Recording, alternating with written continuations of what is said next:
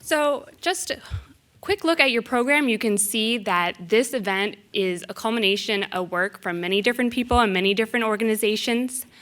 And I'm going to let the speakers tonight introduce themselves the way that they would like.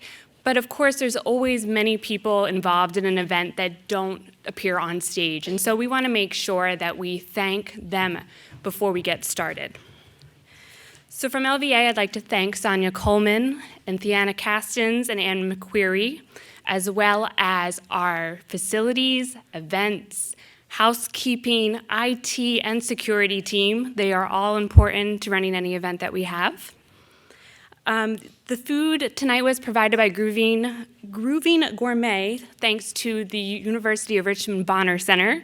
So a shout out to Terry Dolson and Derek Miller.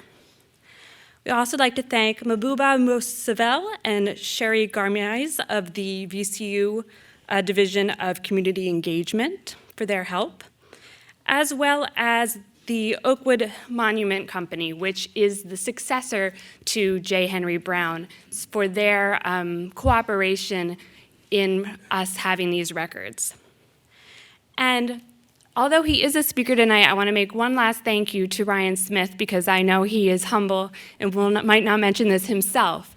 But Ryan Smith is the reason why we're having this event here tonight, because if you might have noticed out in the exhibit cases, the record books that we have on display, in one of them there is a letter from Randolph Church, who was the state librarian in the 40s and 50s, thanking the J. Henry Brown Company for their donation of the 12 volumes that they originally gave us in the 50s. They thought enough of that donation that they kept that letter. They pasted it in subsequent volumes of their records, but somewhere along the way, the rest of those record books didn't make it over here. And so it was with Ryan Smith's help that we have now reunited what is almost a complete run of the records, saving them from ending up somewhere else. And so we're very thankful to him in that partnership. You can give him a hand. And so the speakers tonight are going to show you how to both access these records digitally and physically, and also show you just how much we can gain from Richmond and Central Virginia history out of these record books. Not only are they great for genealogy, but of course there's also cultural history and business history that is reflected in these pages. So I'm going to turn it over to our first speaker, who is Trenton Hizer. He's LVA's Senior Archivist, Senior Acquisition and Digital Archivist. Thank you all. Thank you for being here this evening. As Jesse said, my name is Trenton Hizer, and I am the Senior Manuscripts Acquisition and Digital Archivist at the Library of Virginia. I work mainly with private papers, which consists of people's personal letters, business records such as these volumes, organization records, and the like. The J. Henry Brown order books provide a fascinating look at gravestones, not only for whom they were made, but also for their design. These order books present a wealth of information to the historian and the genealogist. Joseph Henry Brown established J. Henry Brown and Company in 1885, along with Walter R. Harwood, at 203-205 East Grace Street. By 1891, Harwood was gone, and J. Henry Brown had moved to the address where the company would remain for the rest of its existence, 219 to 221 West Main Street. J. Henry Brown operated his monuments firm for the next 30 years and also served as president of the Virginia Granite Company and the Capitol Granite and Marble Works. After Brown's death in 1921, the company was operated by his son, Earl Lyndhurst Brown, who revived the company in 1924. Earl Brown changed the name of the firm to J. Henry Brown and Son in 1928. After his death in 1957, the company operated until 1975, when it became part of Oakwood Monument Company. In 1953, John Harvey Creasy, a Richmond realtor and genealogist, convinced J. Henry Brown and Son to donate a few of its order books to the Library of Virginia, And as Jesse said, if you'd been out looking at the cases, there's a volume, and at the back of the volume, they had pasted in the thank you letter from Randolph Church, who was then the state librarian. These first 8 volumes that John Creasy Harvey got covered 1899 to 1915. And then in the following year, 1954, J. Henry Brown and Son followed that donation with 4 volumes covering 1915 to 1920. These volumes contain detailed accounts of the gravestones that J. Henry Brown produced in the first 2 decades of the 20th century. And I am going to again sing the praises of Ryan Smith, who's going to bow his head again, and say that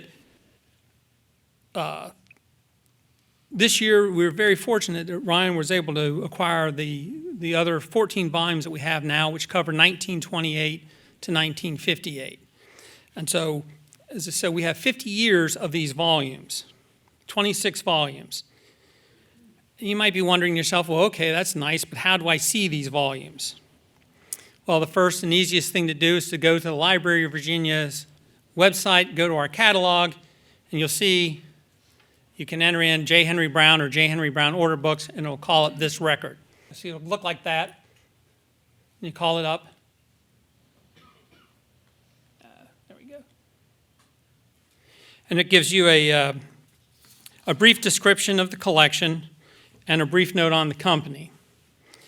The description tells you that the company made stone markers and monuments for pretty much all the cemeteries in the Richmond area: Hollywood, Maury, Oakwood, Riverview, Evergreen, and Woodland.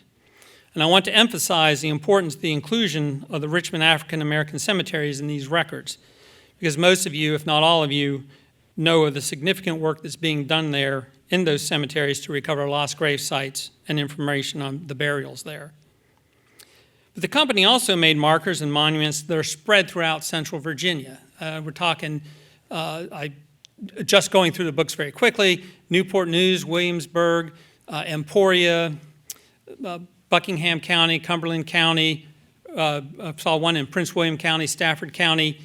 And then beyond that, they are also sending monuments and markers to Maryland, North Carolina, South Carolina, and Georgia.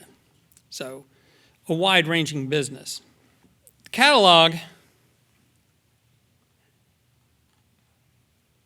also will include a link to a finding aid.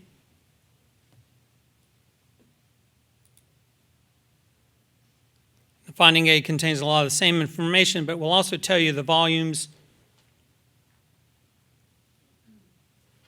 and the years that they cover. So if you said, okay, well, I know I want to look for something in 1902, here are the volumes I need to look at.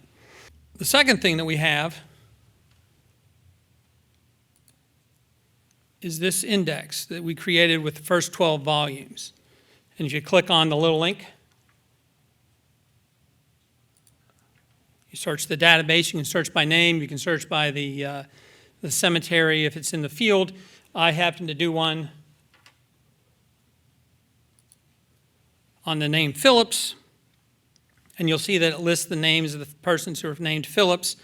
It'll tell you if they have information in the record book about when they were born, when they died, their age, and then the notes where it includes the things like where they were buried. And then the last column is the page where they appear, what volume they appear in, and what page they appear on. And it's also my understanding that John Shuck, who you'll hear a little later in the talk, that he and other volunteers have indexed the 14 volumes that we just recently got. And so our goal is that eventually we'll be able to meld those two together, and it'll be one index that you can look through for all 26 volumes. The next significant thing, which somebody else will be talking on in a little bit as well, is that thanks to the Richmond Cemetery Collaboratory and their work, these volumes have been digitized and they are available on JSTOR, and they have graciously allowed us to link this page to our catalog record. So if you go to the catalog record, you'll be able to access this page. Suppose you want to actually come in and look at the actual volumes, to hold the volume in your hand, turn the page, flip through it, look at their index. All you have to do is come into the Library of Virginia. If you don't have a library card, you have to get a library card. But once you do that, you go up to the second floor, to the west side of the building, all the way to the front, to the manuscripts room, and you just request it, and they'll pull that volume for you, bring it down, and you can go through it. So please take advantage of that if you're interested. And what's the future for these J. Henry Brown order books? Well, one goal is to address the conservation needs of the volumes in the collection. Another goal, as stated previously, is to work on combining our current index for the first 12 volumes with the one John created for the next 14 so that they'll be in a single location. And at some point, hopefully, and I don't know how long this will take, we'll be able to link the digital images to that index so that once you get to that index, you might be able to go, okay, well, let me look at this and click on it. I don't want to get everybody too excited because that'll take a while. So, but that's one of my goals. And lastly, I'm hoping that maybe somewhere the volumes that cover J. Henry Brown's work from 1885 to 1898 and during the 1920s might come to light. Will they? I don't know. It's a long shot, but I'm certainly hope that it'll come through. Thank you very much. I'm Jeannine Keefer. I'm the Visual Resources Librarian at the University of Richmond, and I'm an architectural historian. So these order books have been great for my students. So I put together the JSTOR collection. JSTOR has a couple of different collections. Some you have to have an institutional membership to, but then there are a lot of free and open collections, and this is one of those. So if you just go to JSTOR, you'll see this login. Don't worry about logging in. And we'll go to Browse, Collections, and just search for J. Henry Brown.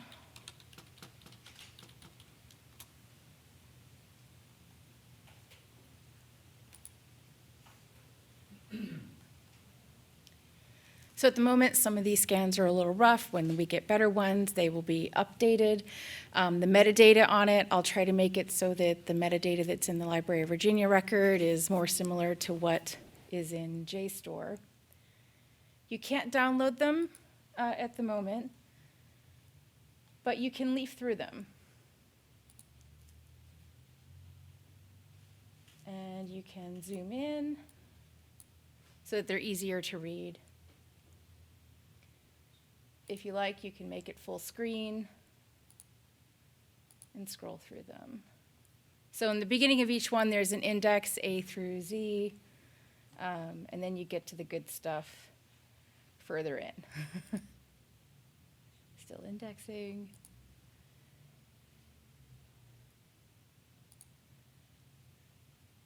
So then you can get to the more interesting stuff. So that's just a brief overview. Like I said, this is open to the public. You don't have to log in to get to any of these things. And that's my little bit. So off to the next person. Good evening.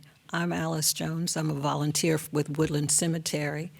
And a few months ago, seems like much, much longer, but John Shuck asked me if I would help with him with photographing pictures of the J. Henry Brown order books. Well, I'd never really heard of J. Henry Brown, so I had no clue what to look for when I got here. I'd never been in with the Archivist, so I get all excited and I grab my 35 millimeter camera and I run in here, and then I discover that I don't have a single lens that's going to photograph a book that small. So I ended up going, what my boss always told me was go low tech to high tech. I got my iPad out and I started taking pictures of the different volumes. All right, well, this is very simple. This is just the first book I took a picture of. And so I started at the beginning. I was intimidated, actually, from looking at the condition of the books because I'm like, they're going to let me handle these? And so they did, but nobody came and helped, told me that I had to put on gloves or anything. I took a picture of whatever was inside the books. This is what was on the cover of the book, but of course it's fallen off according to time, over time. And again, these books are, many of them, over 100 years old, so it's kind of scary to handle them, at least for me. If you look at this one, you can see something sticking out of the side of the book. Well, whatever that is, I took a picture of it. Everything that was in the books, I photographed. The only problem that I found was that the books were so fragile that when I was taking out of the paper clips and so forth, that some of the pages did crack a little bit, and there was no way I could undo that, but I tried to be as careful as possible while doing so. I don't know if you remember in the previous slides, they were showing you the volumes, and that one year J. Henry Brown had so much business, it took him 2 volumes to bury everybody in Richmond. But that was one of the volumes that encouraged me to take 2 pages at a time, because the majority of these books were full. Some of them had a number of empty pages, and I recorded them as well. But there are 400 pages generally in each ledger, so the old lady got a little tired after a while. So I had to cut a corner where I could. But it was fascinating to read the books, and I did not read them all, trust me. After the first volume, I kind of lost interest in reading. But the prices of books of these stones went from $7 average to a low-end marker to the $1,500 that was paid for the monument at Appomattox. So he covered a variety of places. The previous gentleman mentioned that he had business in a number of states. I even saw one as far as Canada. So he did spread his business around quite a bit. And that is the long and the short of my presentation. I enjoyed the opportunity, and maybe I'll get to do something this neat again.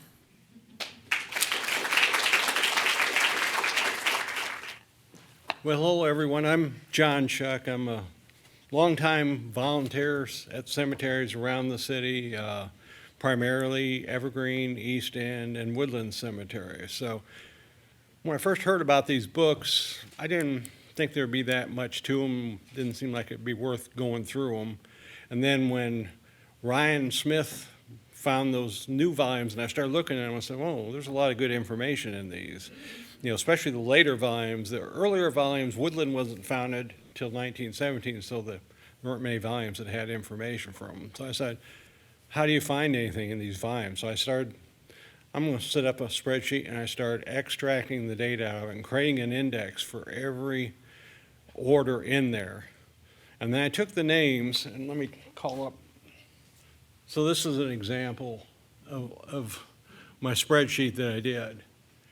But I took the names and I researched to find out what cemetery they're in, because they didn't always list the cemeteries. Sometimes when they shipped them out of the city, they just gave the city they were shipping to, and it was not where the cemetery was. And then I looked for the gravestones on Find a Grave.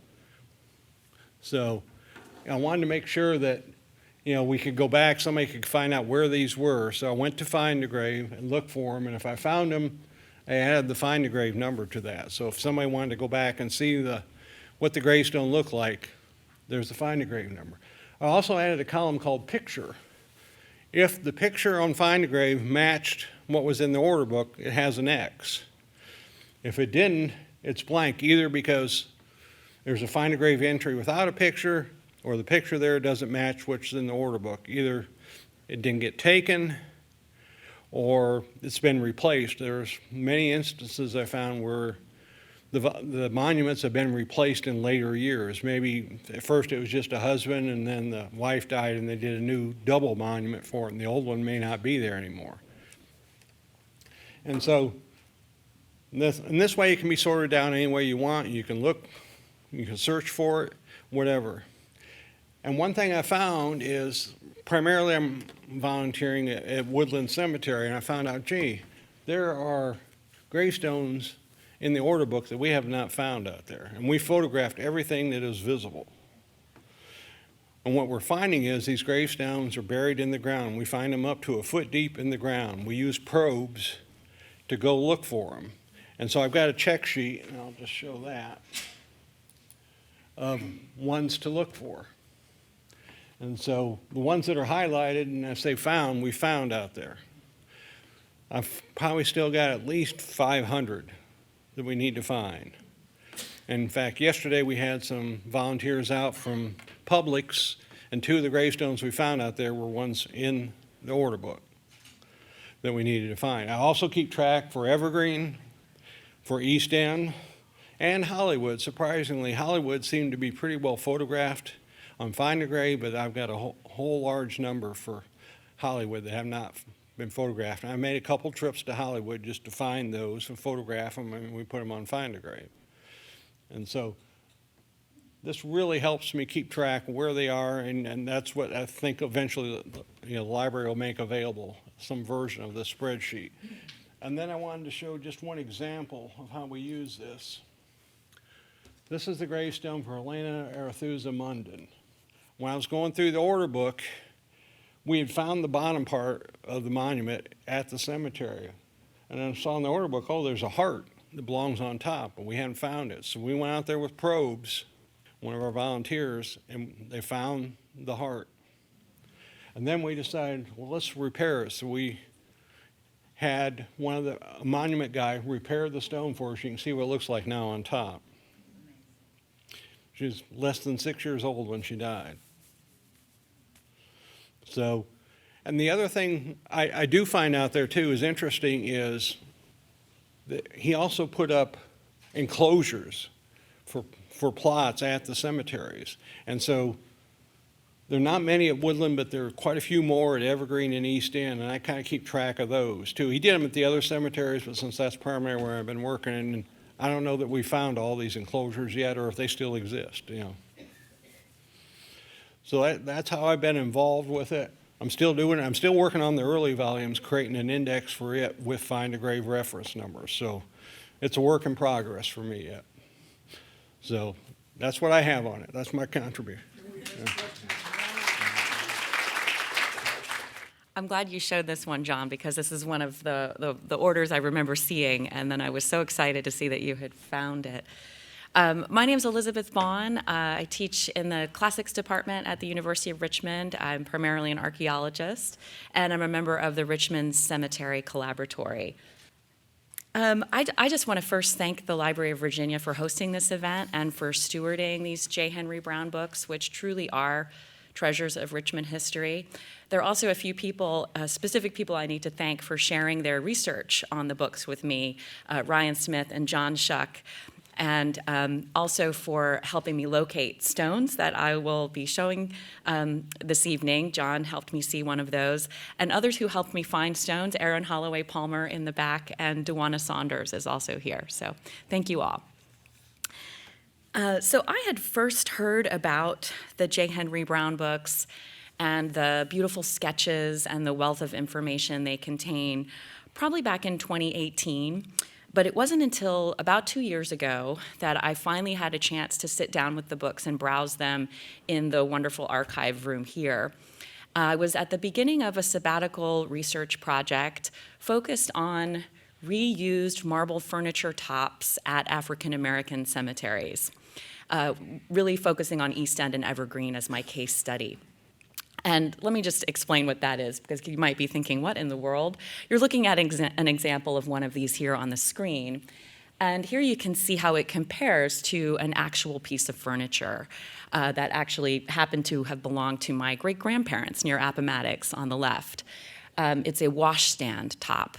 And on the right, you can see another example that is an oval-type table. The gravestone at East End is at the top, and a comparable table of comparable size from the Smithsonian collection, the National Museum of African American History and Culture. This is a table actually from the home of Robert Smalls in Beaufort, South Carolina, that's in the collection there. These grave markers made from repurposed furniture tops are identifiable because they're very thin. They're only about 2 centimeters thick. So they are very unusual when it comes to gravestones. They also usually have some kind of molded edging, so a molding around the sides or beveling, usually on 3 sides or all sides. And some of them, as you see in the examples on the left, have little holes where vertical elements were once attached. So an example here you see from an antique store in Midlothian shows what one of these washstand tops would look like with the backsplash and side splash pieces attached. Sometimes you could have mirrors on dressers, lots of different varieties. So I was looking into these so-called dresser top headstones. They're not often written about, but I did find them referenced in a few cemetery surveys. And they're usually called folk monuments, and they're treated as poignant examples of families making do with whatever resources they had at the time a grave marker was needed. And that interpretation really makes sense when you're looking at examples like these that are clearly hand-carved. But I had come across many examples that look like these, where the lettering matches the lettering style you would see on larger commercially produced headstones. And I wanted to dig into the assumption that reuse necessarily reflects a lack of resources. So I turned to the J. Henry Brown books to get a sense of what would the different options available at the time that these gravestones were made have cost a family.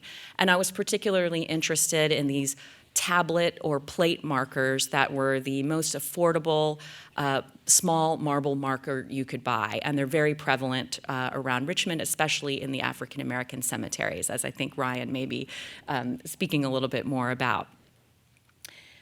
But what I found in the very first book I opened, so I did find how much they cost. Here in 1917, it was $5 a piece for the marble slab and 50 cents for the metal easel in which it would stand.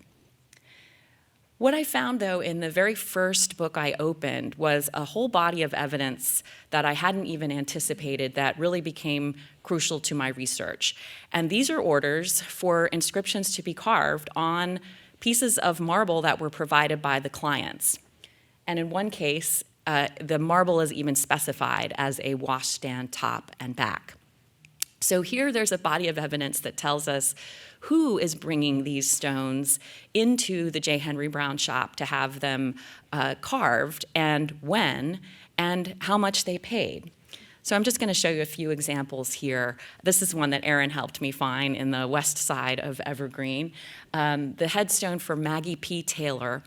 Her mother, Ann Taylor, brought a piece of marble to the J. Henry Brown shop in 1911 to have a memorial carved for her daughter, Maggie, who had died as a teenager in 1902, so 9 years later. In 1913, Mr. John Hatcher took a piece of marble into J. Henry Brown and had them carve this inscription for his little daughter, Rosalie, who had died at the age of 2 from pneumonia. This was 4 years after her death, and you can see how the sketch on the left matches the headstone on the right, which is placed at the head of a concrete enclosure, which kind of imitates the cradle-style grave that you may be familiar with from more monumental examples. And this is a stone that John Shuck helped me find. I don't think I would have found it without your help. This is the Tennessee marble slab, as it's called in the order books, that Mrs. Lillian Harris Payne brought to the J. Henry Brown shop in 1950 to have carved with the names of 6 members of her family who had died between 1916 and 1944.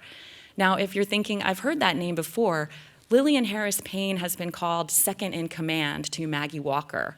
She was the longtime business manager and press editor for the St. Luke Herald. And here's a picture of her here. So you can see how these really became crucial for my research on these reused marbles for a number of reasons. One is they prove that even stones like this that have no obvious signs of reuse other than their thinness, that is, there are no special borders or moldings, there are no attachment holes on this one, were likely repurposed. They also help us see that bringing a marble piece to the shop to have carved with an inscription was not necessarily the cheapest way to get a marble headstone. So John Hatcher paid $4 for this inscription to be carved when $5 was the going rate for a small marble headstone at that time purchased from new. And when you factor in the value of the marble itself, and this is something we can also determine on the basis of the J. Henry Brown books, because they contain orders for tabletops, countertops, bathroom installations for the Jefferson Hotel, you name it. There are orders for any piece of marble that needed to be carved, cut to a size in Richmond in these periods is likely to be found in here. That's a long way of saying from these books we can see that a washstand top of about the size the ones we're talking about here would have cost $5 on its own, base value uninscribed. Another thing that these orders help confirm is the identities of those who were likely to provide these repurposed markers for their loved ones. Now, sometimes gravestones themselves will tell us who provided them. Sometimes they'll give the name of the person and their relationship to the deceased, as these examples, all from East End Cemetery that you see here. The orders, they tell us who purchased them and where they lived. And so then using census records or other biographical records, we can figure out what the relationship was. And one interesting trend that I noticed, both in the physical evidence here and in the orders, is that more of these repurposed markers seem to have been provided by women than by men. That is, by mothers, daughters, sisters, and wives. And finally, these orders help to confirm the impression given by the physical evidence at cemeteries themselves that repurposed marble furniture top grave markers are more associated with the African American than white cemeteries. And it's not that there aren't orders for repurposed or reused stones for white clients, but they're different. So either they are for an existing headstone to be recarved with a new inscription, or, as in the interesting example here, an existing headstone that was already placed in a cemetery was to be cut off at the bottom, and the empty space at the bottom was used as the material for a second additional marker. I have to just mention here, this order was placed in 1919 by Mrs. Mary Densler. She was the second great-grandmother of another member of the Richmond Cemetery Collaboratory, Mike Rackett. I don't think he's here tonight, but Mike Rackett of VCU. I found this out only recently as I was preparing for this presentation, and I rechecked Find a Grave, and I found this photo that Mike Rackett had posted and reached out to him. And yeah, Richmond is such a small world sometimes, really. So I just had to mention that here. So what do I think motivated these repurposed furniture top headstones?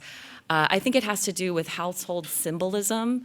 The placement of household artifacts at grave sites is something that's very well attested in African American cemeteries.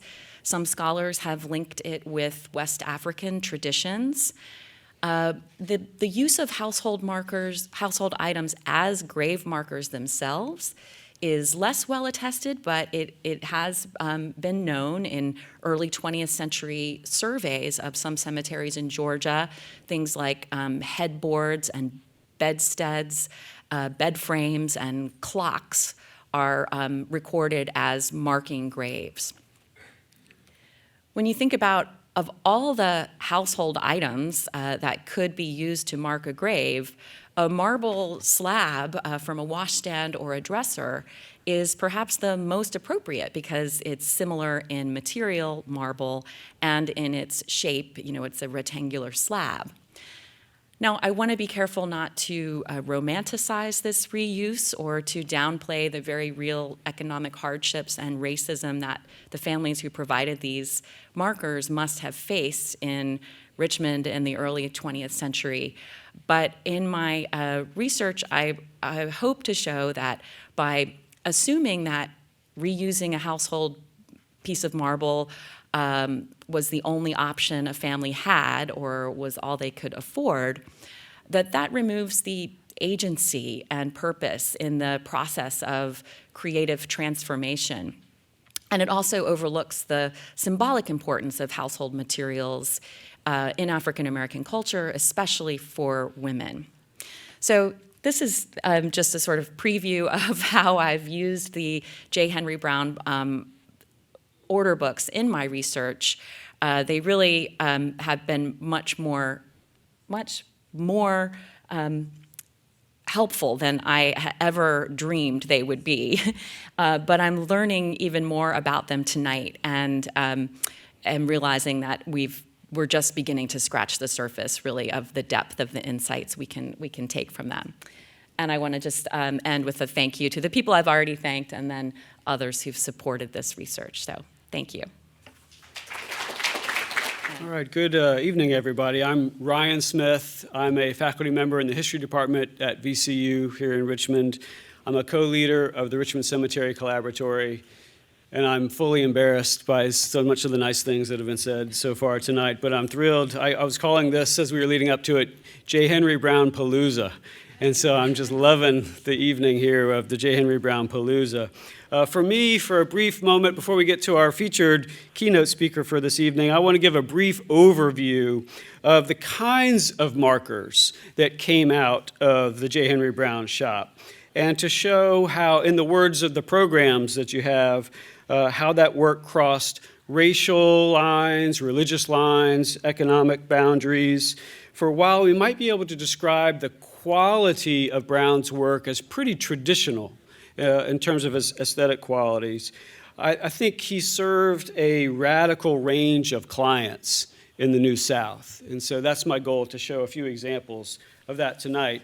And I'm going to start on the more traditional end of things with an example of a Confederate memorial that he produced in 1905. Confederate memorials, obviously this is some of the high water years for the commissioning of Confederate lost cause memorials in Virginia and throughout the rest of the South that were so popular among these white residents. And so here on the left, you see an order from an Appomattox County committee who had commissioned one of these soldier monuments that would end up at the Appomattox County Courthouse grounds, as you see the resulting monument there on the right. The shaft itself, it's got various pieces. It's topped with this soldier figure. It was inscribed, quote, "To our soldiers of the Confederacy." And there's a couple others like this in the book. It's ironic to me, Brown himself was born in Westchester, Pennsylvania, so came down to Richmond after the war, but I'm sure was happy to take these pricey commissions. This one came from a committee in Grayson County, Virginia, for a very similar Confederate soldier monument 4 years later in 1909. And there you can see the figure of that common soldier standing at the top of that shaft. In his notes there on the left, Brown has made a notation that the soldier is to be in the form of standing, quote, "at parade rest." So it's a ubiquitous form, and so Marker's shop was certainly capable of producing it and produced a number of those types of things. But as we've heard tonight, most of the orders in the order book come from folks looking for grave markers, for gravestones. And there are certainly plenty of white families that placed orders for grave markers that had Confederate connections or Confederate insignia during these years. And so here's one example from 1928, an order to mark the grave, of Private James Archer Gill in Hollywood Cemetery. Gill had died in 1891, but the order came much later there in 1928. And you can see in the drawing and the rendering and then in the resulting stone, the Confederate battle flag, as well as the details of his regiment inscribed on the stone. In the bottom left, we see an example from Maury Cemetery of referencing another officer in the Confederate Army. Now, white clients purchased a wide variety of other types of stones not affiliated with the Confederacy over these years. There's plenty of examples you could find of ambitious monuments like the figurative sculpture that we see on the left of this angel that would be placed in Riverview Cemetery. There were obelisks and tall crosses, like the Celtic cross with the floral motif there. That second from Hollywood Cemetery. Next to that is one of these rustic tree stump style monuments that was so popular in that era. My students are fascinated by those. That particular one is placed in Oakwood Cemetery. And then on the far right is a neoclassical pedestal monument that was placed in Blandford Cemetery down in Petersburg. So a wide variety of these examples for vertical, expensive monuments at the major white cemeteries across the city and the region. Now, certainly there are plenty of other types and different groups that were making such orders. I could turn to some examples for non-English language stones that tested the shop of Brown's workers and his carving skills in different ways. Here we've got inscribed Hebrew lettering on a scroll resting on what Brown called in his notes there on the right a pulpit memorial for a clothier here in town, Addie Spiegel, whose grave rests in Sir Moses Montefiore Cemetery, which is an Orthodox Jewish cemetery in the east end of Richmond. The marker here cost $675 in 1920, which is really just an enormous sum for the time spent to uphold these distinctive traditions and to honor her in the English language portion of the inscription at the bottom. I don't know if you can see that, as a good Samaritan and a pious Jewess is how her children were remembering our beloved mother. There are other Hebrew language stones throughout the city. Here we get a couple examples of headstones with some comparable monuments. Another from Sir Moses Montefiore, the second from Oakwood's Hebrew Cemetery. We see how in the order books, the artist left the Hebrew lettering out, I guess saving the really hard stuff for them for the actual stone itself. So they must have worked out some kind of a system to figure out exactly what Hebrew lettering was going to appear and then how to render those characters on the stones. But besides Hebrew lettering and grave headstones like this, we see plenty of other examples. We have Greek and Syrian immigrants testing the lettering skills of Brown's shop.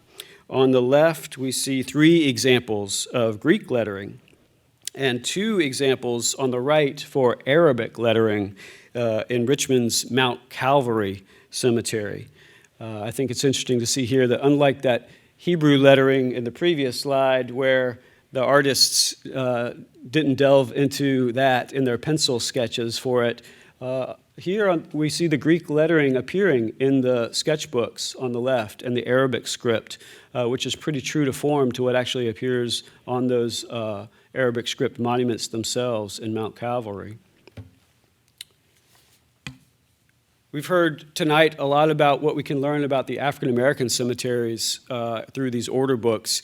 The period of Brown's activity was a period when African American cemeteries really came into their own in the city, and black clients commissioned major marker types from Brown's shop.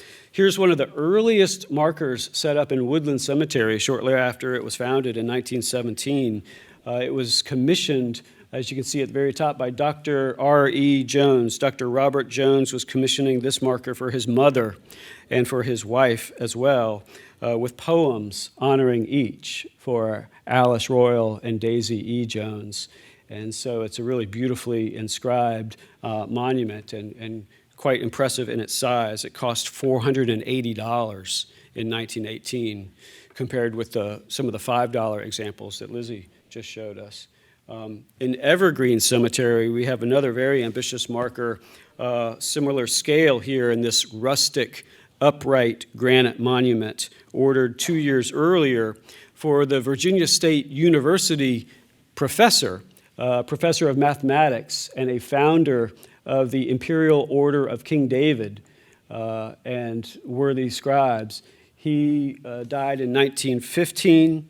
His widow placed this order and specified that the cross and crown motif go at the top, and then that open book in the center for the inscription of his accomplishments. Again, a really impressive, expensive monument. And then some of the most iconic African-American graves in the entire city. Here is the Walker family plot, and there's the maker's mark for J. Henry Brown at the base of the Walker family cross that appears at the peak of the hill there in Evergreen Cemetery, and then that's Maggie Walker's own personal marker, both of which came out of the J. Henry Brown shop. And then on the back of your programs, you see an example from John Mitchell Jr., placing an order through Brown's shop for his mother, Rebecca Mitchell, that also appears in Evergreen Cemetery. So as I say, these are very ambitious, iconic markers, but like Lizzie, I became really fascinated by what Brown's shop calls these marble plates or marble tablets. This is a marker style that I think those of us in Richmond tend to take for granted. When you go to Woodland Cemetery or Evergreen Cemetery, you see thousands of examples of these. And I remember when I first started thinking about them, I asked our friends at Duke and Durham, do they appear there? I asked friends in Charlottesville, do they appear there? And it seems like they were mostly localized into Central Virginia. And so I would argue that these came to distinguish black cemeteries here in Central Virginia during the Jim Crow era. These are small rectangular markers made of marble. They cost as little as $5 each. They were sold with metal easels or stands. You can see on the right a rendering of one of those metal stands intended to mount it upright. And they could contain up to about 5 lines of text.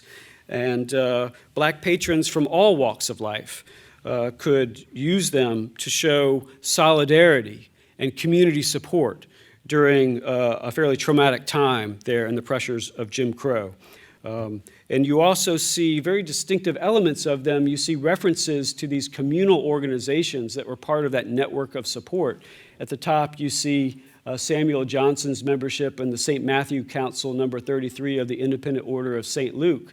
But then directly below that, you see also another commission for that same figure, Samuel Johnson, from a child, I suppose, Our Father at Rest. So these were multiple markers for a single burial, which seems to be a pretty unique development among African American graves compared with white graves at the time.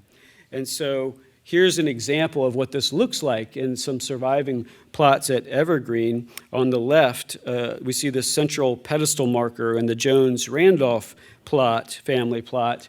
And then around that costly, impressive, aesthetically beautiful central shaft marker, you see arranged those smaller plate-style markers raised up on their metal easels.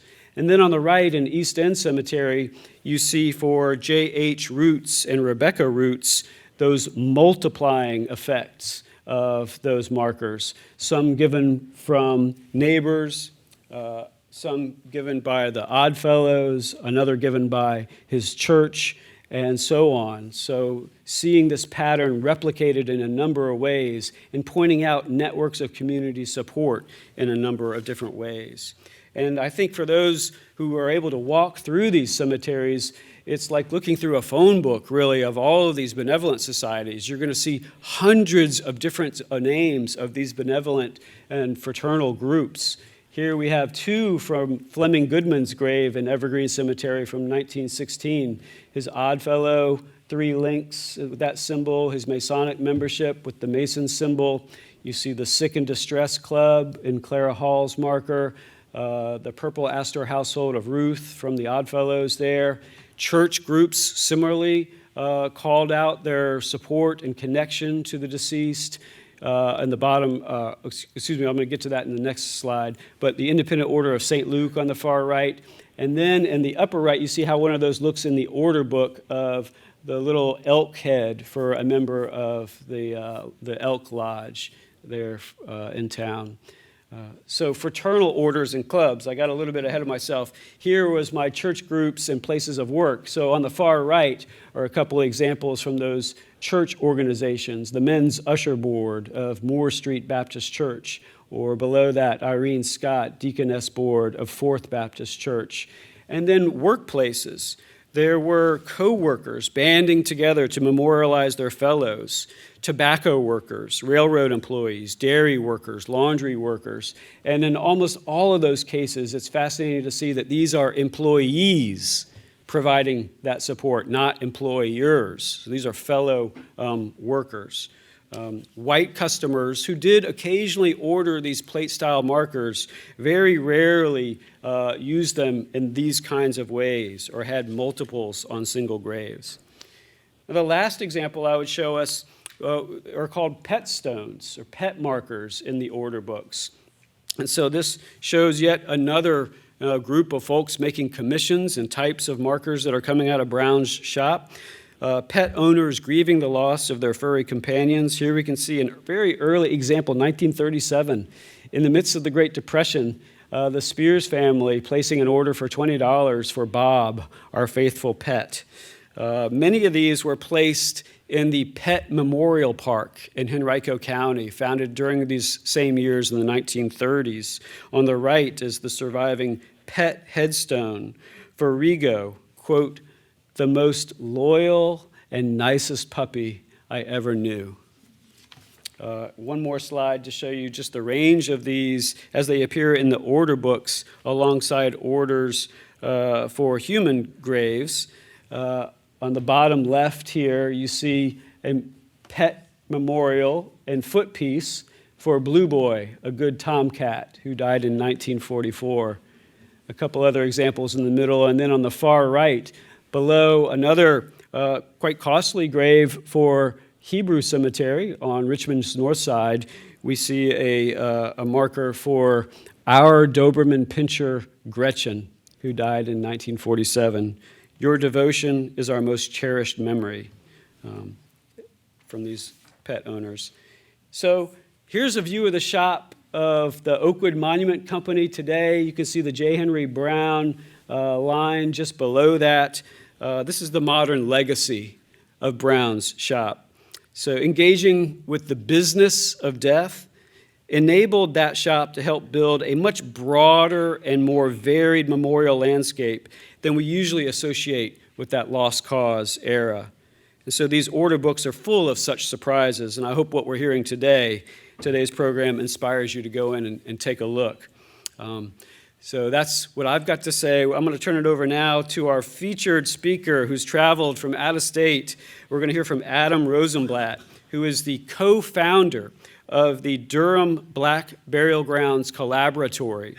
He's also a faculty member at Duke University and the author of the fantastic new book, Cemeteries Citizens. And so we're looking forward to hear what Adam has to share with us to reflect on what all this might mean tonight. Well, I must say I knew I would be informed and moved by many things tonight, but feeling a little teary about Rigo, the nicest puppy that I ever knew, was not sort of in my, was not on my radar. Thank you all for having me here. I'm really grateful to Ryan and Lizzie and to the Library of Virginia staff for having me up from faraway Durham to be part of this conversation, and to be in dialogue with, rather than just coming and being on some conference panel or something, being in dialogue with people who do the work that I so admire and write about, as well as with other scholars who think about these spaces of memory and of reclamation. Ryan gave me the somewhat daunting task of responding to today's celebration of the J. Henry Brown order books, while also giving a sort of broader overview of some of the kinds of work that they fuel, although you've had great tastes of that already from the previous talks, and then sort of linking that a little bit to the framework of my new book, Cemetery Citizens. So I'm going to try my best to do all that. And I'll start with a little just an introduction to some of my previous work and how it led me to this project, which I hope won't seem self-indulgent. Really what I'm trying to do is put the research and reclamation of cemeteries in a broader context of multiple kinds of death work that people try to do to repair harm from the past. Then I'll say a little bit about the kinds of systemically neglected cemeteries and burial grounds that I've researched and the cemetery citizenship that I see happening there. I'm going to try to put that cemetery citizenship in the context of a bunch of R words, but make a little bit of an argument that revision is a really key element of what we're seeing, and I'll say more about what I mean by that. And then finally, as a lifelong doodler, whose principal response, just at the gut level before I even started, trying to have thoughts about it, to seeing the pages from the order books was to just be wowed by the drawings. I want to tie in a little bit about what I think drawing means to all of this.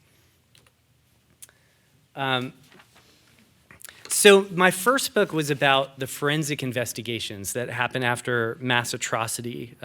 The forensic anthropologists, pathologists, and other people who've exhumed graves in Argentina, Bosnia, Guatemala, Rwanda, and other places, usually both to find evidence of the war crimes that happened in these places while also identifying specific bodies and hopefully repatriating them to their loved ones.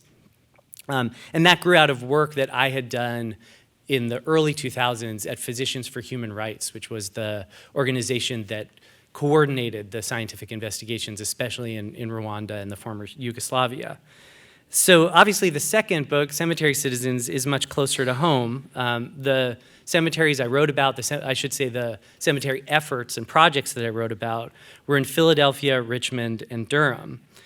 So I moved in my own work from places that might have been splashed all over the headlines, in the 90s especially, Rwanda, et cetera, places that are associated with major wars and human rights violations, to these quiet places of overlooked history and of slow structural violence that erases people's names but also interferes, of course, with the care that loved ones and descendants want to provide for their dead.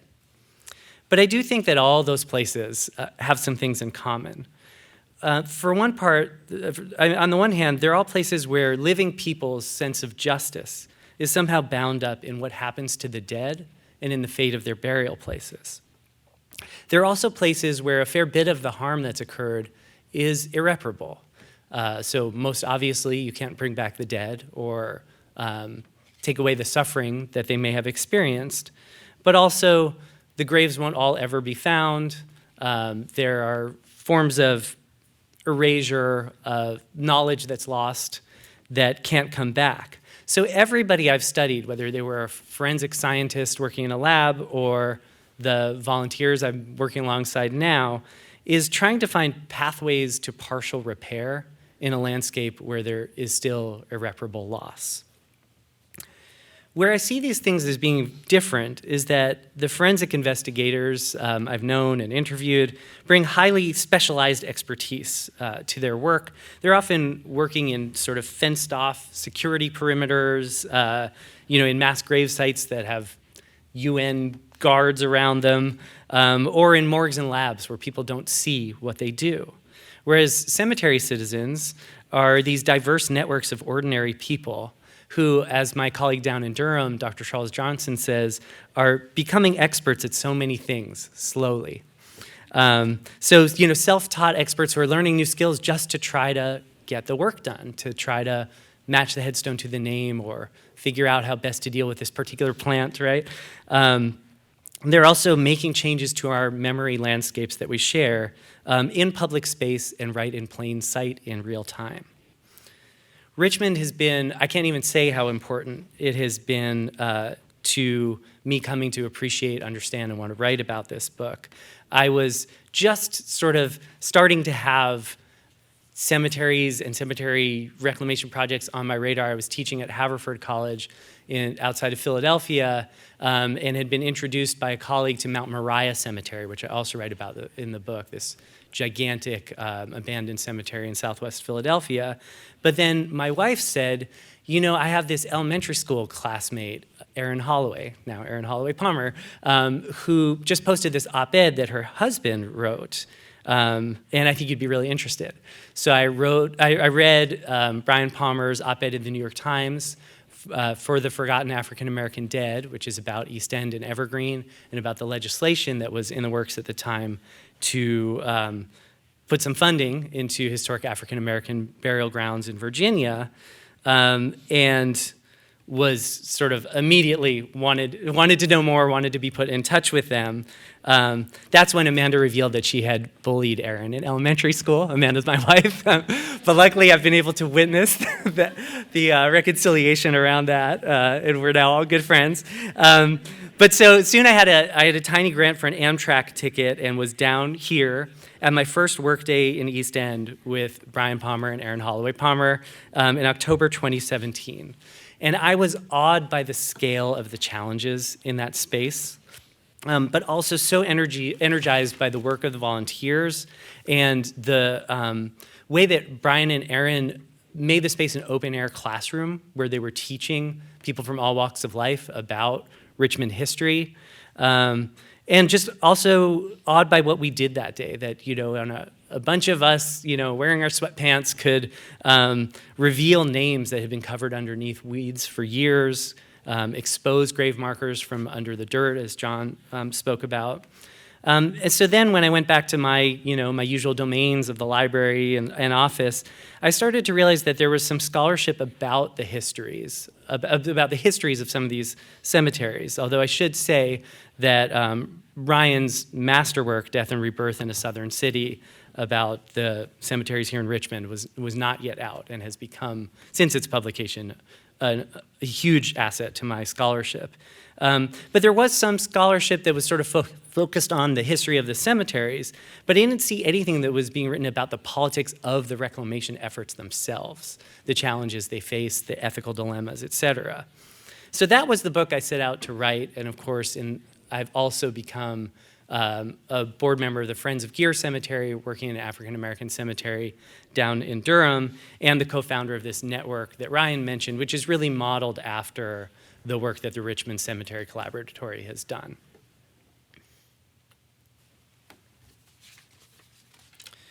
So I looked at a number of different kinds of cemeteries over the past few years. Certainly at the core of the project are African American cemeteries, including Gear and East End and Evergreen. But I also looked at psychiatric hospital cemeteries, where people were institutionalized en masse in the late 19th and early 20th centuries especially, and where they were then often buried under stones that just had numbers with no names, under this kind of cloak of shame that was attached to people who were viewed to be mentally ill or disabled.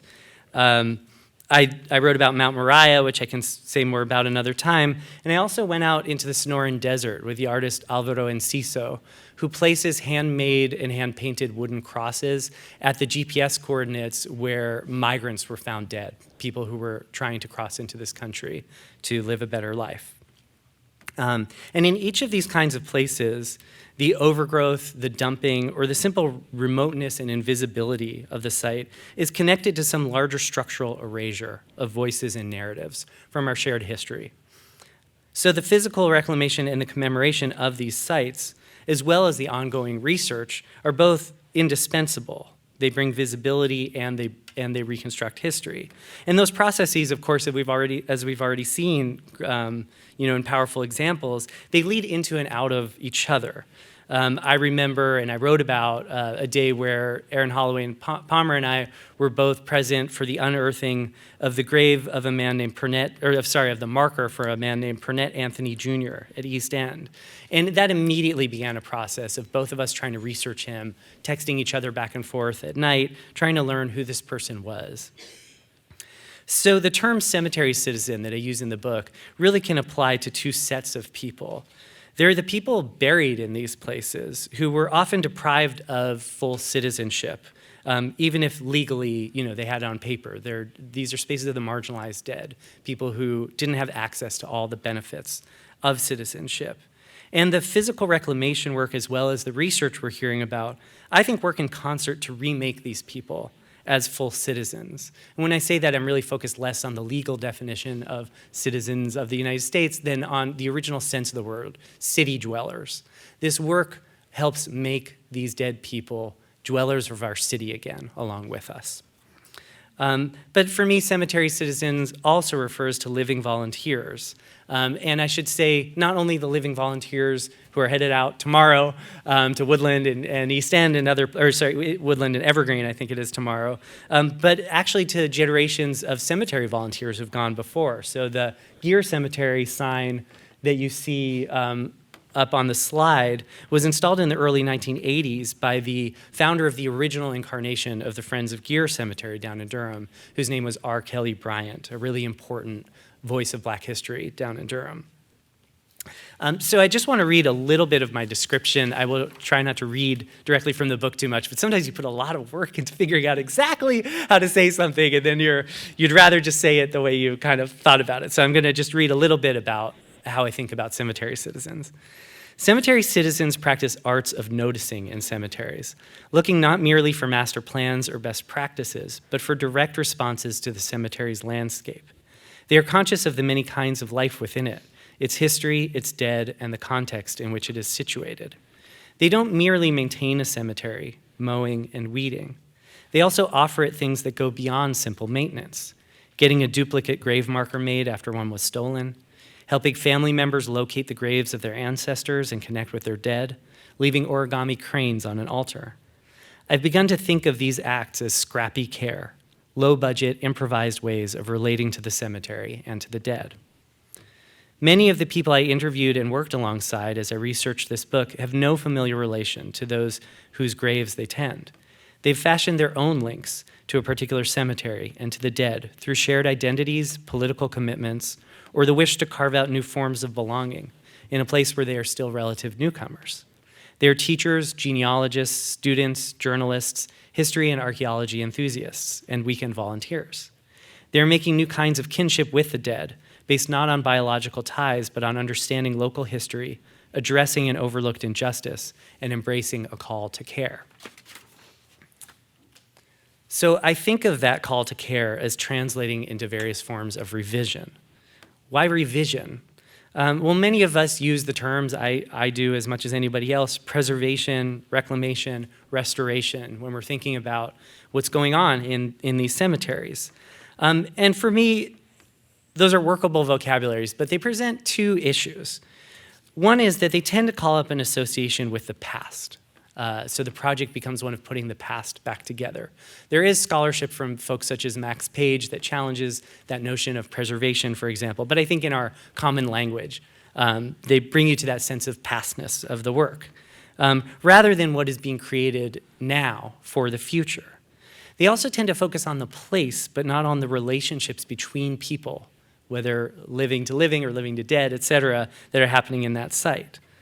I think of revision as crafting a new relationship of possibility with flawed, dead, or broken things. If you're a writer at all, you know that every time you revise a work, you're refashioning your relationship with it, and either fixing its flaws or learning to live with them. But I think this also happens when we work in a cemetery. Importantly for me, revision is not about forgetting or putting the past behind us. Revision asks questions about how we carry the past with us into new projects and new forms of community. So in the book, I write about revising citizenship, which I've already just described some of my views on it. And then also, and again, I mentioned this about the ways that people are revising kinship and what it means to be a descendant. So at African American cemeteries, since the work at the African Burial Ground in Lower Manhattan in the 1990s, there's been a widening out from a focus on direct descendants to a descendant community that's made up of the entire African diaspora. But perhaps lesser known is the ways in which ex-patient activists involved in psychiatric hospital cemeteries are also crafting a sense of kinship through the dead, through shared stories.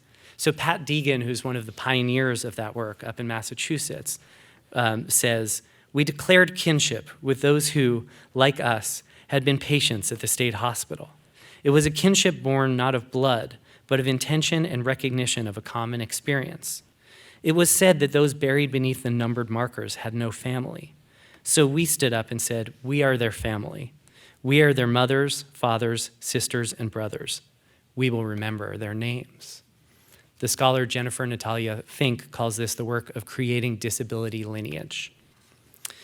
Finally, I wrote about how the work in these cemeteries is about revising public space, which sometimes brings up tensions, for example, between what I call cemetery originalism, the notion that to reclaim a cemetery, to work in a cemetery, means to get it back to the state it was in when it was founded or at its heyday, versus people who want to chart new futures. In Philadelphia, somebody who's thinking about there being fruit orchards in Mount Moriah for the community around the cemetery, which is very low income. People who want to think about green space or about how people learn history in new ways. So a lot of what I write about in my book is the unexpected intimacy that these cemetery revisions produce. And I see this in the physical work at the cemeteries, which is so embodied. You're unearthing grave markers, washing them, getting scratched by thorns, lots of poison ivy, so much poison ivy. But I also see that intimacy in the research that emerges afterwards, and that intimacy can sometimes be fraught. So I'll go back for a second to this man, Pernette Anthony Jr., who Aaron and I researched together. Later, I wrote in the book, Pernette had a short life and seemingly not an easy one. Now we come along and we start trying to put that story together from the fragments.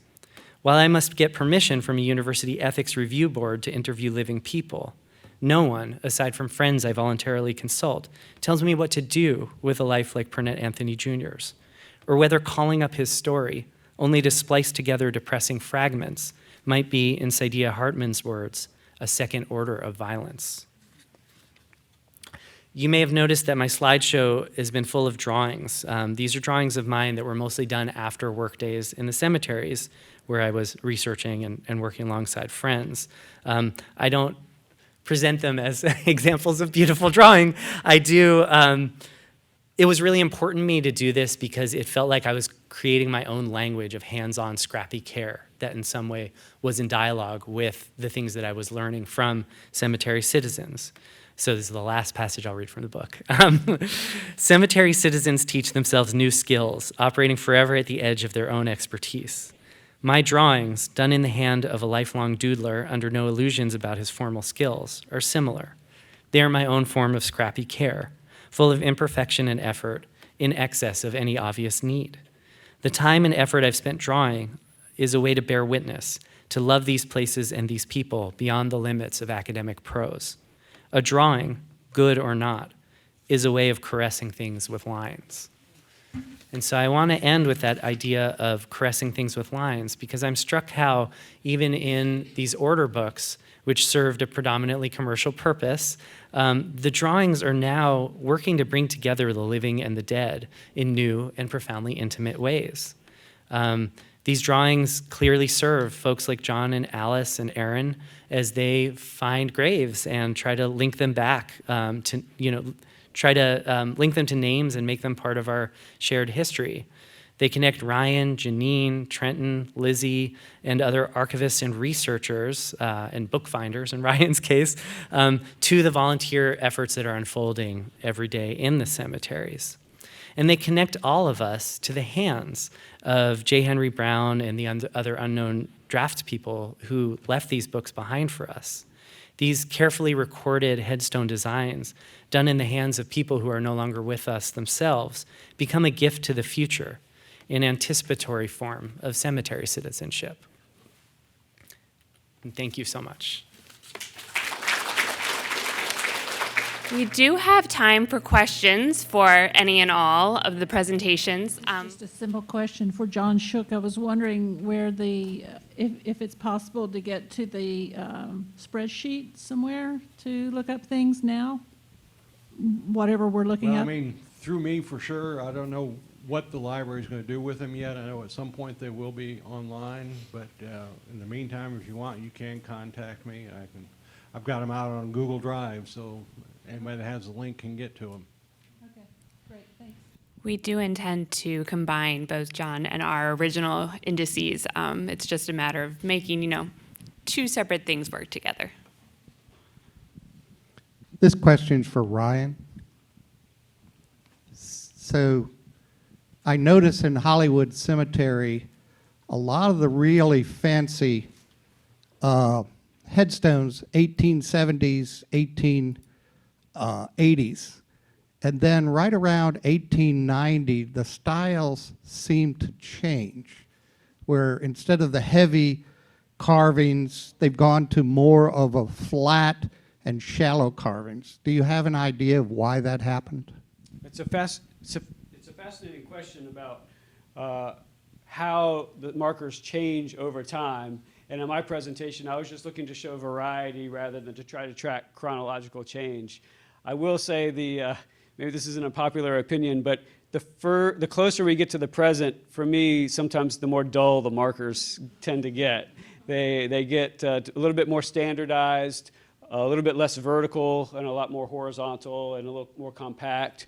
And so I would just put the trend you're observing in your question, where things start to get a little more orderly or less vertical or less exuberant in the 1890s into that overall arc. I've not personally noticed a switch that happens in the 1890s. I would have placed it a little bit later than that.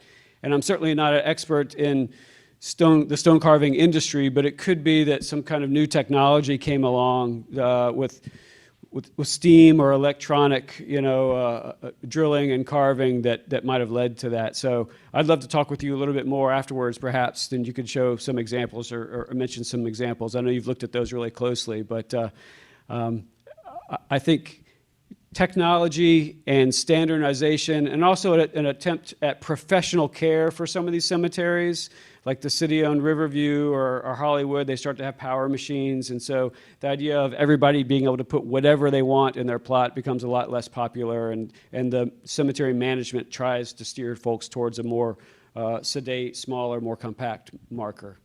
So that's the best answer I could offer for right now. Hi. I don't know if you can hear me well, but I'm a cemetery fan or amateur, and I had a practical question for John. You described using probes to find previously unknown positions of headstones and graves. I was just wondering how you and other volunteers do that, because I hadn't heard of that. Well, what we use is a probe. They were actually made for grave digging for funeral homes to locate a vault in the ground. It's a T-shaped probe about 4 feet long, but they also work really great for finding buried gravestones. Like I say, we find them up to a foot deep, because what's happened is the graves have collapsed, the coffins collapsed. If there was a gravestone there, it went down, maybe dirt washed in, or maybe they just, they filled in the depression. They didn't check to see whether there was a gravestone there, and so they end up buried. I was going to say there is ground penetrating radar that's been done at some of these cemeteries. At Woodland, I know in specific, you've had ground penetrating radar, but it's my understanding that those are mostly used to try to identify locations of burials as a whole, not necessarily markers in particular. And so the kind of probes that John's talking about, they're a delight to see. It's very low tech. It's a metal stick. And I will say on the ground penetrating radar, it has to be tuned differently to look for the gravestones. I found that out because we had some done at Woodland. What the frequency they use to detect burials is different from what they use to detect the gravestones. Thank you. I'm so excited about all of your work. Years ago, when I first came to Richmond, a woman, Denise Lester, wandered into Richmond and started a movement in Barton Heights Cemetery and got the city to finally admit that, oh yes, maybe we should take care of it. And so I'm thrilled about this work, and I wonder whether you all have a model that can be transferred. I'm from Petersburg, for instance, and I'm really interested in, you know, the funeral homes who have records where the rest of us have kind of lost ours. Anyway, so I just wonder how easy it would be to take some of the things that you've learned, you all have learned, and pick it up and place it somewhere else so I wouldn't have to reinvent the wheel. So this is something we've talked about a lot, and we have a Google Doc started as a principles of good practice. It's not best practices because practices change. And the intention for that was that the things that we've learned in all the parts, right? Like taking care of the physical space, thinking about research, thinking about applying for money and grants, having that be sort of a community collected document that could then be shared so that you could hit the ground running and know, most importantly, what questions to ask of people and what language, like what's the vocabulary you need when you're talking to DHR? What's the vocabulary you need when you're applying for money? It started. Yeah, I want to hear from Adam. I would just say that we've started with as the East End Cemetery Collaboratory, and we were really tightly focused on East End Cemetery in particular. And so we've started to branch out to Barton Heights and Woodland and others, and starting to make those other partnerships. And we've even had partner cemeteries up in Caroline County and in some of the other counties. And so I think you're right that there is a real hunger for folks doing this kind of work to connect with a larger group. But I'll just say that among us, we're still kind of figuring out how to build those relationships and maintain those relationships. I was going to ask Adam your thoughts on it in Durham.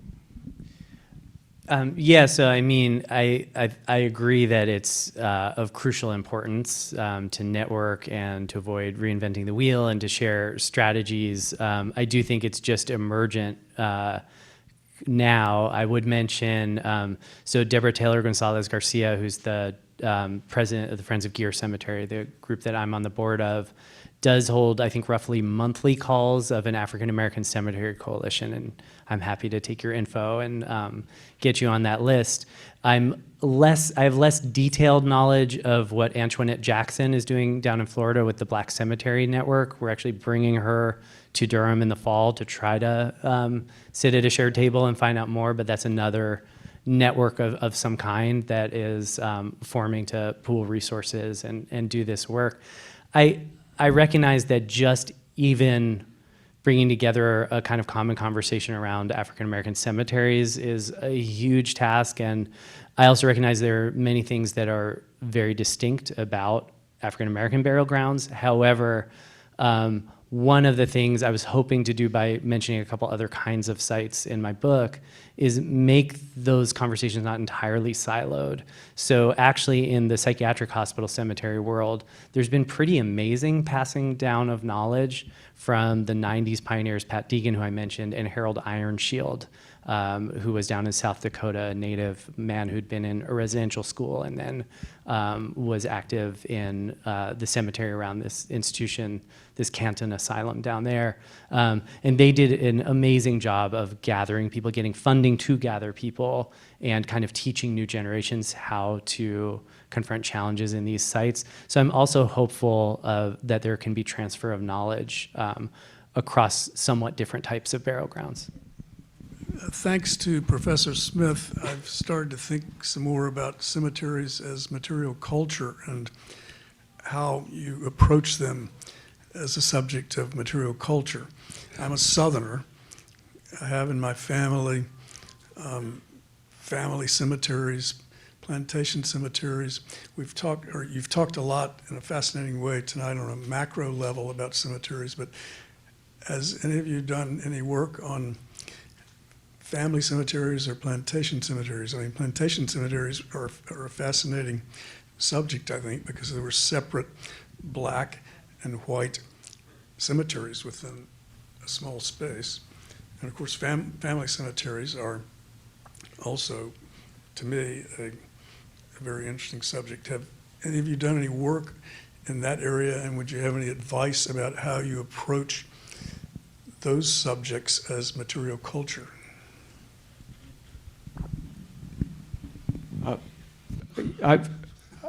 I would point us back to the order books. For me, those if it's hard to maintain a big cemetery with thousands of burials in the middle of a city, it's even harder to keep track sometimes of the family cemeteries that are out in more rural areas where properties might change hands, or there's a much more limited amount of descendants to kind of engage with that site, or residents to engage with the site. And so the order books themselves do point us to some very rural locales that were ordering these markers that might help us to reverse engineer or for families looking to see if there were ever markers on a family territory, a family property. But the best person I can think of who's doing that kind of work, and who obviously has a great material culture approach, is an archaeologist out in the western part of Virginia, out in Lexington, Lynn Rainville, who wrote a book called Hidden History, which is about African-American cemeteries in what she calls Central Virginia. I call Central Virginia kind of where we're at. She calls Central Virginia a little bit more to the Piedmont, to the west of us, in Amherst County and Albemarle County. But she does a fantastic job talking about dozens and dozens of these smaller, more rural sites, as you mentioned, that have usually a section of the burial ground for white family members that were associated with the property, and to black residents that were members of that property too. And so she helps tease out kind of some of the preservation issues and the historical issues, even going so far to say, if you don't have kind of records, or the community memory is a little fuzzy, where's the most likely place on a rural plantation site to look for an enslaved burial ground? And so for me, I lean on Lynn Rainville's work for that type of stuff. I don't know if anybody else has. It may be less relevant, so I'll keep it brief because it's further afield in Durham. But the Durham Black Burial Grounds Collaboratory, one of the sites we focus on is a burial ground on the within the property of what's called Stagville State Historic Site, which was one of the largest plantations in the state. So we do look at those kinds of sites, although really when you talk about these spaces where you have white burials, right next to African-American burials, and you see those disparities right there.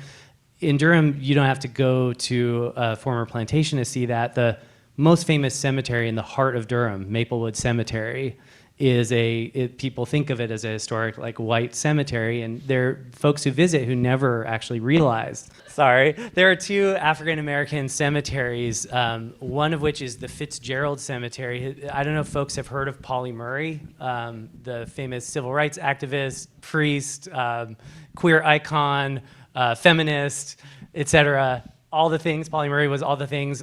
Her family had a cemetery that was adjacent to Maplewood, as did a family called the Hendersons, and those were eventually absorbed into Maplewood and then left totally in neglect.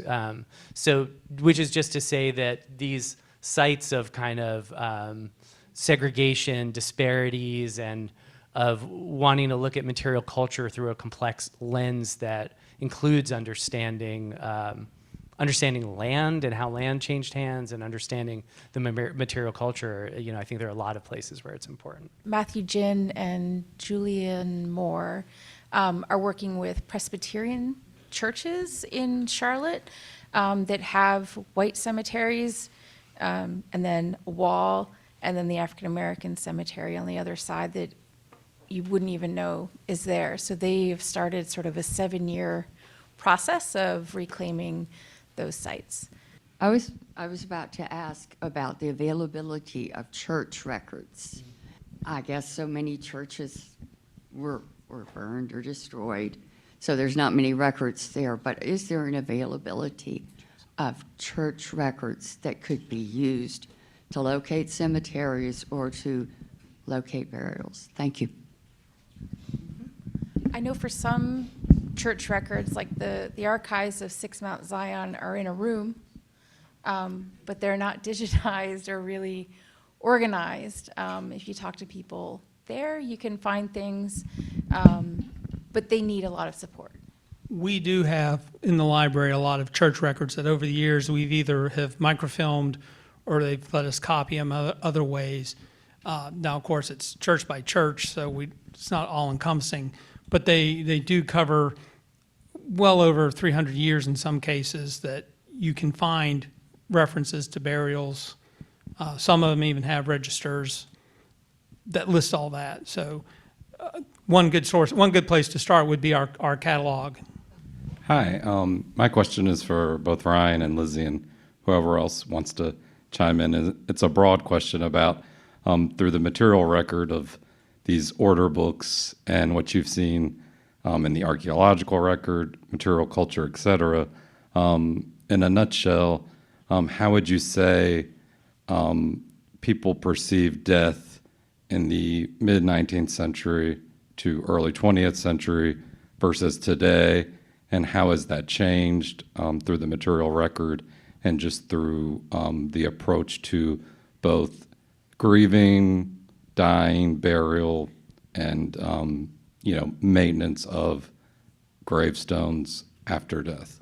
I think what the orders show is, sometimes how much time elapses between the death and the order, that still was so important. And one thing I was tracking in my browsing of the books too were orders for repairs. And it's remarkable how many of the orders were, Mrs. So-and-so called and wants us to straighten up the stone. And these are orders for Hollywood Cemetery, but many for Evergreen. And there was one woman, I think her name was Lizzie Jones, who she made several orders and must have been very adamant, because I can't remember the exact wording, but we really need to do a good job here. And it was for her plot at Evergreen. And so these things mattered. I can't really compare to now. I'm not sure because I'm not in, I don't have the insight now. But they definitely mattered then, and you get that coming through in the details in each order, the things that are supposed to be important. One that I almost showed in this, but I cut it out, was an order that said, set in the center of plot to best advantage. And that was an order for a monument at East End Cemetery, and that really just stuck with me, how important it was for the widow of the Reverend Bruce Evans, who was commemorated on the stone. I'll try to answer it really quickly from what I have thought about that, which is this period from the mid-19th century through the period of the order books into the late 20th century. This is like the golden age for gravestones. This is where we really start to see this cultural imperative or this expectation that everybody who dies is going to get a stone. Whether they're rich or they're poor or even a pet, it's worth memorializing something with a permanent marker.